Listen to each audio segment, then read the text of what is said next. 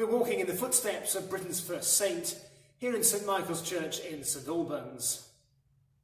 In the first 3 episodes, we looked at important parts of the building, their furniture, and what they tell us about Christian belief and practice.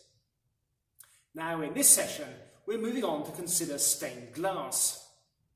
I am neither an artist nor a stained glass expert, but I hope to share a little of the message in these windows here. Before we look at any particular window, I thought it would be helpful to reflect on why Christians put decorated glass into their churches. The reasons are 3. Firstly, stained glass windows are teaching aids. They illustrate events from the life of Jesus, his followers and precursors. We'll see a bit of this in the windows in St Michael's. Stained glass also teaches us about how Christians should live, and we'll see something of this as well. Secondly, stained glass, like all ecclesiastical art, is a form of praise and worship. In some big churches, the glass is so high up and so small that we can't actually see what's going on in the pictures.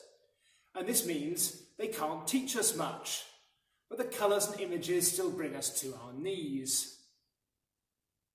Here in St Michael's, the windows are not that distant. We can see what's going on in every panel, but that is not to diminish the faith and worship with which they were installed. Thirdly, stained glass is often commissioned in memorial to one or more person. It often contains links to past individuals, their money and characters. And we'll see a little bit of this during this episode too.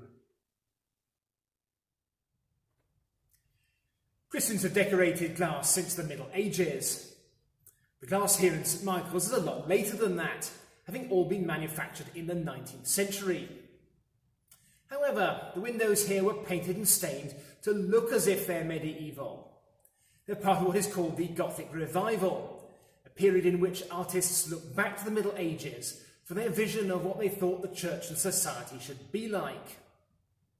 Inevitably, this means that the images in St Michael's windows are marked by cultural assumptions which might not necessarily be our own, nor reflect the society of Britain today.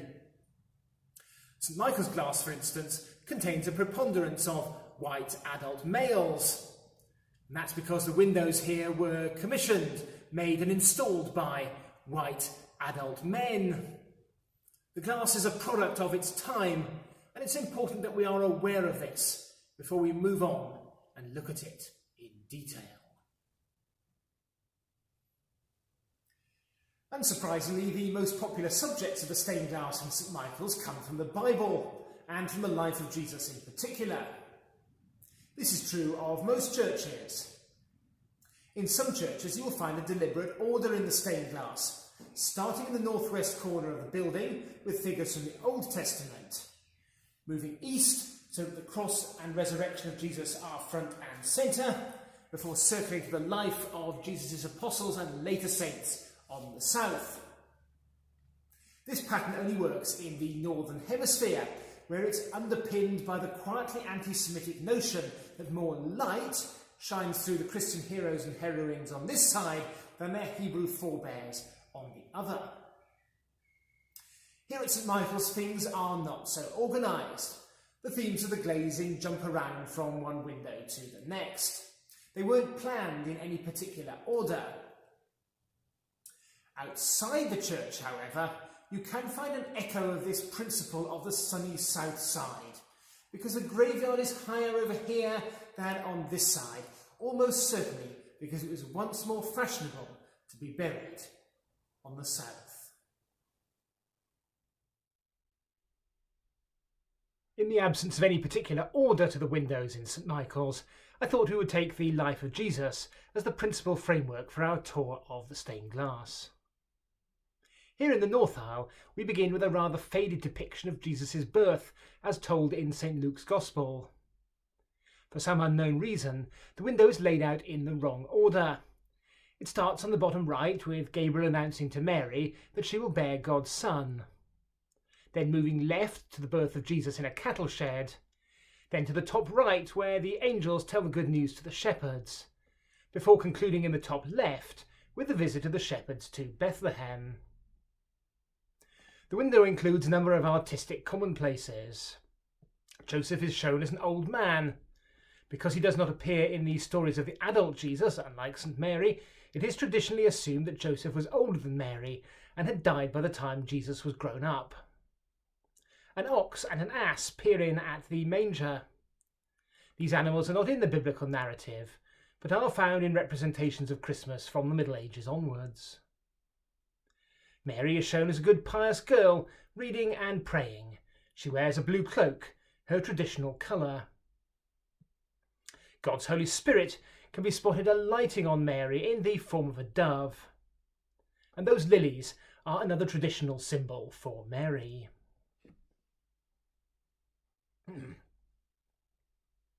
So much for Luke's account of Jesus' nativity. Another window from the North Aisle gives us the perspective of St. Matthew. Once again, artistic license has exceeded scriptural narrative. Matthew chapter 2 talks about wise men from the east coming to venerate the baby Jesus. However, within a few hundred years, it suited the interests of Christian propaganda to turn Matthew's mysterious astrologers of unknown number into Gentile kings and to fix their number at 3, one for each of the symbolic gifts: gold, frankincense, and myrrh. The idea that there were 3 kings was further exploited in the Middle Ages by the assumption that each represented one of the continents known in ancient times: Europe, Asia, and Africa. The presence of an obviously African figure in this window is an echo of this tradition. Also worth noting in this window is Jesus' remarkable precocity. He is standing and giving a blessing, and my, hasn't he grown up quickly. This is a familiar artistic trope, designed to emphasise Christ's stature. However, in showing Jesus a bit like a superhuman, I wonder if it also diminishes his identification with our humanity. It might even undermine the central message of Christmas, the doctrine of the Incarnation, the idea that God becomes flesh, another ordinary human, like you and me.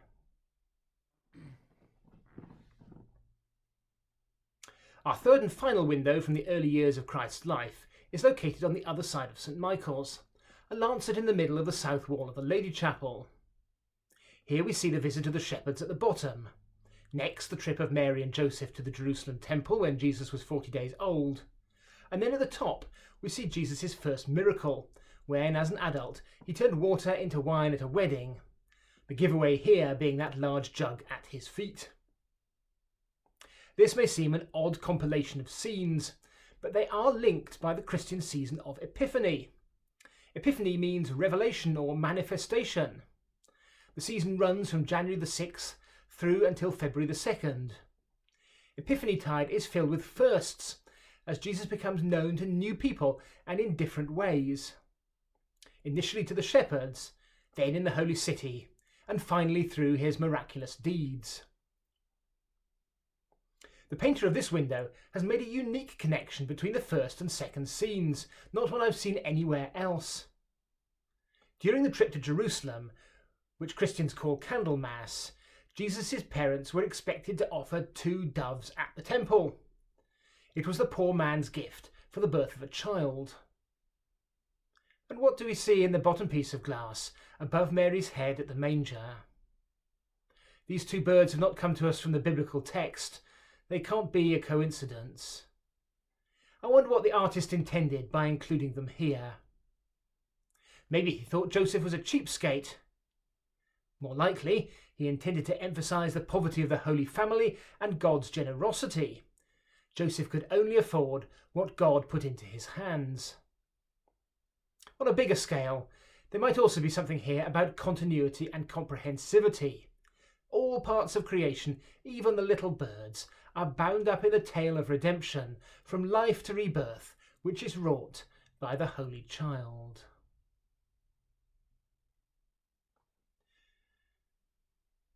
Other windows in St. Michael's depict the core activities of Jesus' adult ministry. Here he is teaching his disciples and wider crowds, perhaps a snapshot of his Sermon on the Mount. And here we see him performing another miracle, the raising of his friend Lazarus from the dead. This window is installed in memory of a lady called Mary Young, who died in 1870. The theme is a Christian sign of hope that Jesus will raise Mary Young as well as all his followers.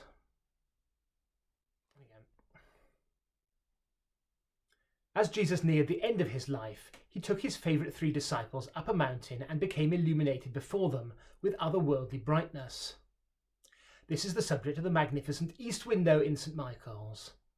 Jesus' divine nature radiates from the centre. The window looks particularly splendid on a sunny spring morning. At his feet is St. Peter. He's the oldest one in the middle. To the left is St. John, depicted as a young man. This is standard iconography, because accounts beyond the Bible place St. John as an old man in Ephesus in the 90s AD. So he is often represented as a teenager during the ministry of Jesus in the early 30s AD. Something of John's openness to mystery allows him to gaze on the transfigured Christ. We get a hint of this at the start of John's Gospel, where we read, "We beheld his glory, the glory as of the only begotten of the Father." All this means that the 3rd disciple on the right is John's older brother, St. James. Scripture recounts that during the Transfiguration incident, Jesus was flanked by Moses and Elijah, great heroes of the Old Testament. We see them here floating among the stars. Paradoxically, Jesus is both more heavenly in brilliance and literally more grounded than they. The point of the Transfiguration story is that Christians should focus on Jesus as the fulfillment of Moses and Elijah, and the law and the prophecy which these figures represent.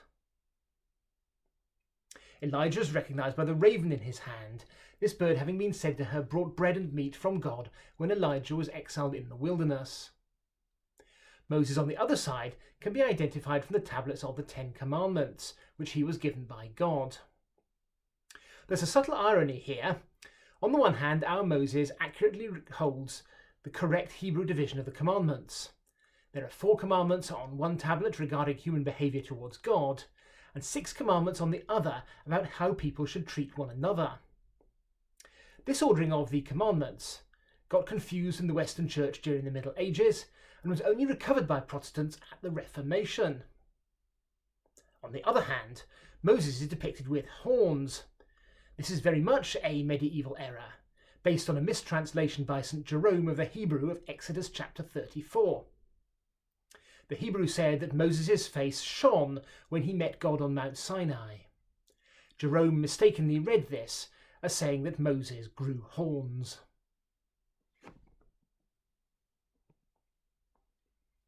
The final thing to note about this window is that despite his glorious appearance, Jesus is heading towards the cross. We see a foretaste of this in the instruments of torture held by the angels above his head: nails, thorns, spear, and so on.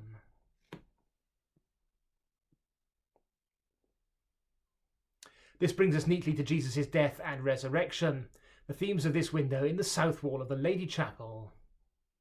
There is a subtlety to these panels. The one on the left shows Jesus on the way to his execution, but not the scene itself. The one on the right sets the women at the Easter tomb, but does not try to capture the moment of Jesus' return to life. We need to view these 2 panels together. They are 2 halves of a single conversation. In the left-hand lancet, angry and determined men dominate the scene. To the right, in the resurrection garden, the 2 women at the back are timid, while the one at the front, possibly Mary Magdalene, is curious. In the left-hand lancet, the grey walls of Jerusalem set a harsh backdrop to Christ's suffering. To the right, the warm brown rocks of the garden hint at the life within. In the left-hand lancet, stones which bystanders might have slung at Jesus lie strewn on the ground. To the right, a single flower blossoms, vibrant from the ground. Both pictures invite our imagination into the mystery at the centre of the Christian narrative.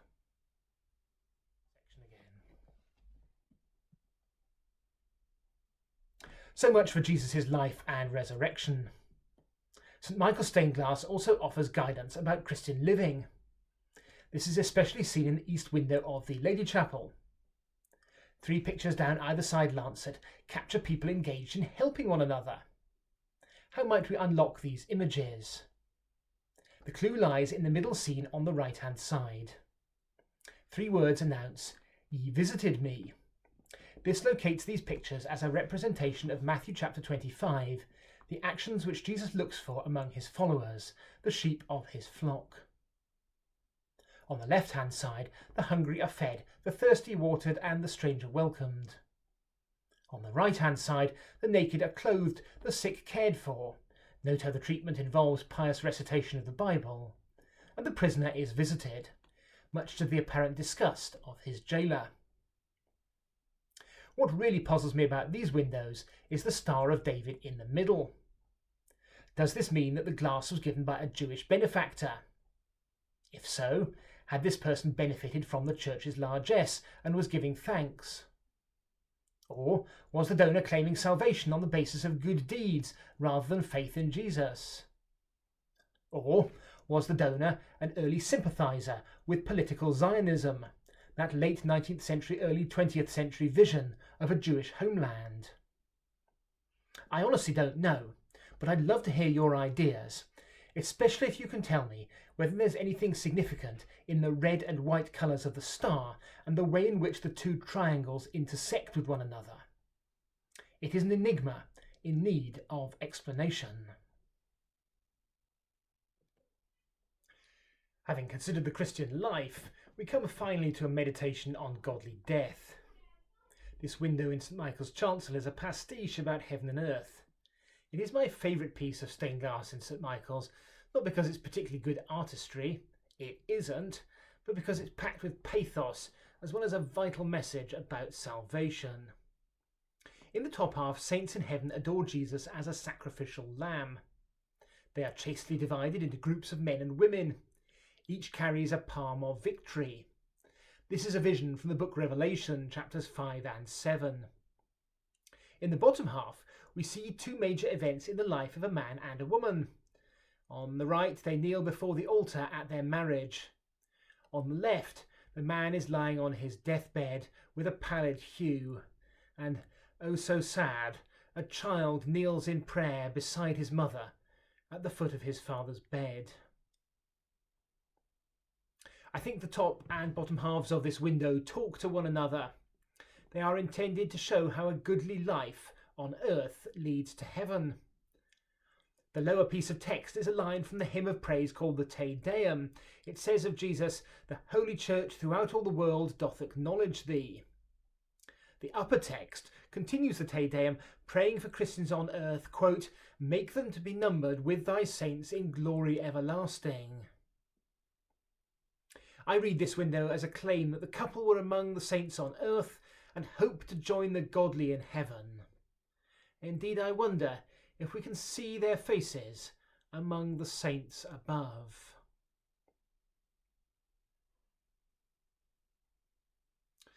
One might presume that this window is a memorial to the man on his deathbed.